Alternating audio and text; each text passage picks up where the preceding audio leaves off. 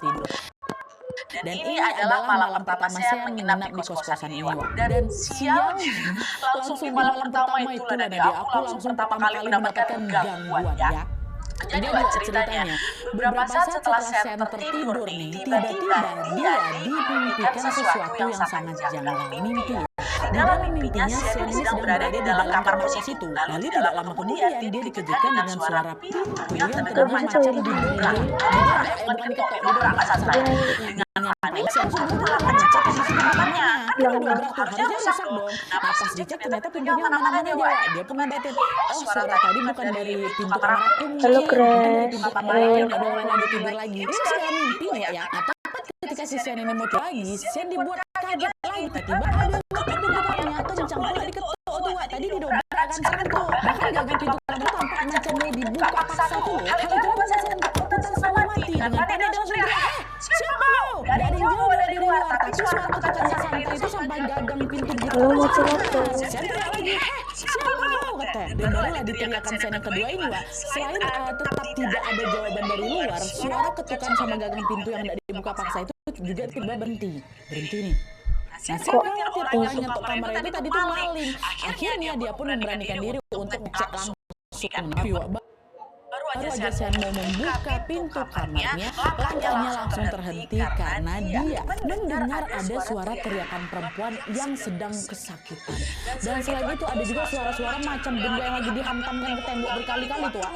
Duar kencang kali. Nah, suara teriakan si perempuan, suara hantaman tadi tuh dia terdengar cukup lama nih, hingga akhirnya beberapa menit kemudian suasana mendadak hening, senyap. Di situ makin ketakutan lagi si Sean kan, Wak. Dia pun ngebatin nih, hening. Apa perempuan yang ketok-ketok tadi? Apa perempuan itu mati kah? Dalam hati aku udah mikir kayak gitu dalam mimpinya. Sean pun mencoba memfokuskan pendengarannya ke arah pintu kamar lagi. Tapi beberapa saat kemudian, Wak, dia betul-betul tidak mendengar suara apa-apa lagi. Karena takut terjadi sesuatu, Sean pun memberanikan diri lagi untuk keluar dan mengecek secara langsung dari kamarnya. Dengan berhati-hati, Sean pun dibukanya lah itu kunci kamarnya kan. Tapi Wak, belum sempat pintu terbuka, tiba-tiba gagang pintunya tuh macam lagi-lagi macam mau dibuka dari paksa gitu dari luar. Si Sean keluar, kunci lagi dari dalamnya dia nggak jadi buka. Terus Wak, terdengar nih ada suara seorang laki-laki berteriak dari luar. Dengan suaranya yang berat, laki-laki itu bilang, hei wanita, jangan, katanya, keluar kok, kurang ajar kok ya. Aku tahu kok di dalam, keluar sekarang, buka pintu itu, kupenggal kepala kau. Itu dia teriak laki-laki itu betul-betul bikin Sean makin ketakutan lagi. Dia bilang, hei, ini kamar aku, ini laki-laki, ada perempuan dalam sini, katanya kan. Si laki-laki itu juga nggak memperdulikan ucapan Sean, Wak. Dia terus tuh teriak-teriak sambil berusaha mendobrak pintu kamar si Sean ini. Dan setelah didobrak berkali-kali, akhirnya pintu kamar itu rusak kan. Lalu tanpa dibuka sama Sean, pintu kamarnya tiba-tiba terbuka pelan-pelan, set gitu. Tepat di depan pintu lah, Wak. Laki-laki tadi pun tenampak, tubuhnya besar, dia kekar. Wujudnya manusia, Wak, ya, bukan hantu genderuwo, enggak manusia. Hanya saja Sean ini tidak bisa melihat wajahnya dengan jelas, Wak, karena suasana di luar tuh gelap kali. Tapi meskipun cahayanya agak remang-remang, Sean tetap bisa melihat bahwa laki-laki itu sedang memegang pisau berukuran besar macam pisau daging gitu di tangan kanannya. Dengan langkah tegap, laki-laki itu pun berjalan masuk ke dalam kamar. Dan ketika jaraknya sudah semakin dekat sama Sean kan nggak di depan pintu tuh, dia kan agak mundur tuh. Waktu udah makin dekat sama si Sean, Wak, disitulah Sean tiba-tiba terbangun dari mimpinya. Karena apa? Ada azan subuh berkumandang. Sean terbangun dalam kondisi yang masih shock, Wak. Tubuhnya banjir keringat dingin nih. Seolah-olah mimpi yang baru dialami tadi malam itu terasa sangat nyata kali ini dia, katanya. Sampai-sampai aku ngecek lagi loh itu kondisi pintu kamar aku. Kan soalnya di dalam mimpi pintunya rusak kan. Tapi untungnya waktu dicek di kehidupan nyata nih pintunya masih baik-baik aja. Oh, alhamdulillah, berarti yang tadi malam itu betulan cuma mimpi, kata si Sean. Nah, setelah memastikan semuanya aman, Sean pun segera beranjak untuk sholat subuh, mandi dan juga menyiapkan sarapan. Lalu siap-siap berangkat ke kampus. Mengampus nih kan. Ketika Sean baru aja keluar dari kampus untuk berangkat ke kampus ini, seorang kakak tingkat yang bernama Mas Tio, anak kos itu juga, tiba-tiba datang, Wak, ngampirin si Sean. Lalu dengan suara yang lirih, si Mas Tio ini bilang, Sean, tadi malam dia datang ya, katanya. Hah? Aduh, kok merinding aku. Hah? Maksudnya dia siapa, Mas? Itu loh di kamar kamu, kata si Mas Tio. Iya, maksudnya siapa? Aku tadi malam cuma sendirian kok, katanya. Oh, dia Mas Tio beneran, Wak? Oh, ya udahlah, nggak apa-apa, abaikan aja. Ya udah coba sana kok berangkat ke kampus, nanti telat, kata dia. Sean sebenarnya heran nggak dengan ucapan Mas Tio itu. Dia datang ya, kata gitu. Tapi ya udahlah, aku memilih untuk mengabaikannya karena aku lebih fokus pada kegiatan kuliahku yang pertama ini. Alhamdulillah semua kegiatan Sian itu Mungkin berjalan dengan lancar. Hari kedua nih, malam hari pun dan dia kembali lagi tidur di kos-kosannya. Malam kedua. Nah, ketika Sian tidur, lagi-lagi dia bermimpi lagi sesuatu yang sama menarik itu. Di mana pada mimpinya samar-samar Sian mendengar ada suara perempuan sedang menangis tepat di samping kasur-aku. Tadi malam teriak, sekarang menangis. Ya, Sian merasa terganggu dengan suara tangisan itu, akhirnya terbangun ini. Dan sesaat setelah Sian membuka mata, betapa kagetnya dia ketika dia melihat ada seorang wanita cantik yang sedang berdiri di pojok kamarnya. Yang pertama dia dengar ada suara nangis di sebelah dia. Waktu dia buka mata, ada perempuan tegak di pojok. Cantik memang cewek enak. Nah, cewek itu mengenakan dress dengan motif bunga-bunga, tapi penampilannya lusuh. Terus sepasang kakinya penuh dengan bekas luka, terus rambut panjangnya yang terurai sampai pinggang basah. Sian terus menatap perempuan itu dengan perasaan yang heran sekaligus juga takut. Dan saat Sian baru sedang diperhatikan, perempuan itu yang lagi tegak di pojok itu tiba-tiba menatap si Sian dengan mana cewek ini, terus dia bilang, Mas, saya mau dibunuh, saya mau dibunuh, saya nggak mau mati, tolong saya. Kita mimpi WFD. Kamu siapa? Siapa yang membunuh kamu? Nah, belum sempat perempuan itu menjawab, lagi terdengar gedoran yang kencang kali dari kamar si Sian. Rupanya laki-laki yang bawa pisau daging itu datang lagi dia. Dia kembali mencoba membuka pintu kamar Sian secara paksa. Sambil terus menobrak-dobrak pintu, terdengar si laki-laki itu teriak lagi, wanita kurang ajar, cepat kau keluar. Cepat keluar, kata kayak gitu.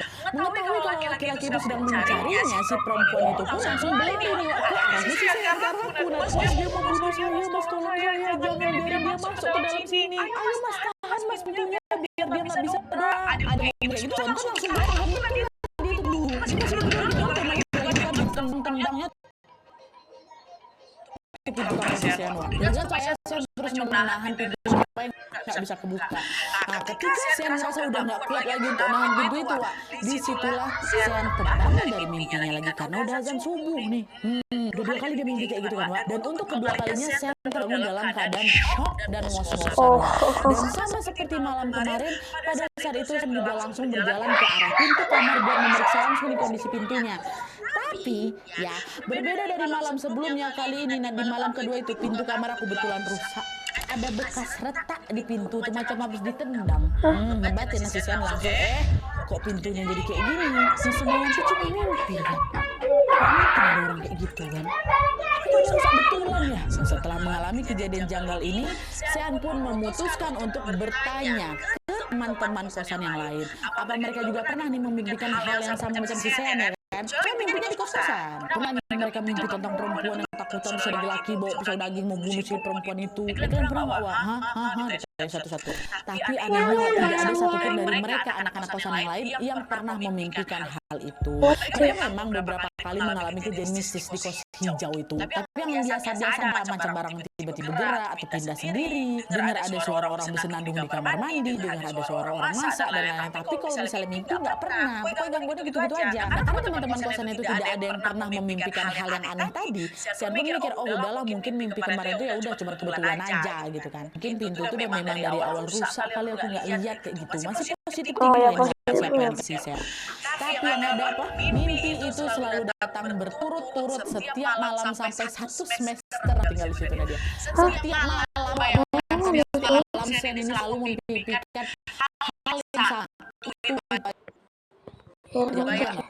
Sian selalu merasa terganggu lah setiap tidurnya kan. Bahkan udah di titik aku tuh Nadia udah kayak ketakutan mau tidur. Malas aku tidur. Tapi kayak gimana kalau nggak tidur capek aku ya kan. Setiap kali tidur bangun-bangun ngosan awak. Rasanya aku pengen kali cabut dari kos-kosan tuh. Tapi tak boleh kakak udah tinggal di situ sabar baca doa sholat kata si kakek. Dan untungnya setelah 1 semester ini berlalu, akhirnya libur kuliah pun tiba. Selama libur itu tentu Sian memilih untuk baliklah ke rumah nekatnya. Dan selama libur itu adalah dia tidak pernah lagi bermimpi tentang laki-laki bawa pisau daging sama si perempuan itu. Jadi mimpi itu hanya terjadi pada saat Sian nginap di kosan aja, Wak, kan. Seperti yang kita tahu, libur semester anak kuliahan memang lumayan lama kan. Sekitar bisa sampai 3 bulan lah di beberapa kampus. Nah, Sian itu juga baru kembali ke kos ini lagi setelah masa liburnya habis, Wak. Karena udah tinggal 3 bulan, nah dia kos aku tuh udah pasti kotor, udah pasti masih berdebu kan. Sean sebagai orang yang sangat rapi dan bersih ini tentu udah berencana nih, aku nanti balik ke kos-kosan bakal beres-beres aku. Udah siap-siap mau beres-beres kosan lah gitu. Nah singkat cerita sampai di kosan, Sean pun langsung menuju ke kamarnya. Dan tepat setelah pintu kamarnya terbuka, disitulah Sean melihat pemandangan yang sangat-sangat mengejutkan, di mana pada saat itu kamar si Sean ini memang sangat kotor memang. Tapi kotornya itu bukan gara-gara debu aja, melainkan juga karena semua barang-barang berhamburan di seluruh ruangan kamar. Lampu tidur aku pecah, cermin aku pecah, sampah sapu lidi berserakan. Lantai aku tuh udah penuh kecap, penuh saus, yang botolnya tumpah. Ya kan? Kasur aku udah berantakan, macam kapal pecah. Saya nanya ke teman-teman kosan kan, kebetulan memang ada beberapa teman kosan yang udah balik duluan nih ke kosan itu semingguan lah gitu. Saya bilang, kalian lihat nggak ada orang masuk ke kamar aku, atau mungkin kalian pernah dengar suara-suara ribut dari dalam? Tengok kamar aku kayak kapal pecah. Enggak ada. Siapa balik semua aman-aman aja, kok nggak ada bising-bising. Pulang aku nggak ada orang masuk kamar. Kok bisa kayak gini ya? Gempa nggak? Enggak. Ini macam ada yang bisa masuk dari kamar aku nih. Kok bisa ya Wak, kata kawannya? Kok bisa ya Wak? Waktu aku datang kamarku masih kekunci nggak? Jangan udah kebuka. Masih kunci dan kuncinya aku bawa. Kalau kayak gitu nggak mungkin ada yang masuk lah. Dan kebetulan kamar si Sean juga gembok. Dan posisi gemboknya juga masih utuh. Nah dia takut sama berantakan di dalam kan. Nanti soalnya bilang lagi, ya udah Wak tenang, tapi bantu beresin kamar kau. Sekalian coba cek itu ada nggak barang-barang kau yang hilang. Coba tuh maling pula yang masuk Wak. Akhirnya Sean dan teman-temannya pun mulai bergotong royong merapikan kamar aku tuh. Karena saat itu Sean sadar kalau tidak ada satupun barangnya yang hilang. Walaupun memang beberapa ditemukan dalam kondisi rusak. Cuman setidaknya Sean merasa lega karena semua barangnya masih lengkap. Nah setelah kamar ini dibantu sama kawan-kawannya kan, Sean dan teman-temannya pun pergi keluar untuk mencari makan. Mereka membeli nasi bungkus dan memakannya bersama di kos-kosan di salah satu kamar temannya si Sean, bukan kamar si Sean. Nah kawan-kawannya Sean ini namanya Roni. Sembari makan, mereka membahas lagi tentang kejanggalan kamarnya si Sean tadi. Tapi makin dibahas makin bingung kami. Karena nggak ada alasan logis kenapa kamar itu bisa tiba-tiba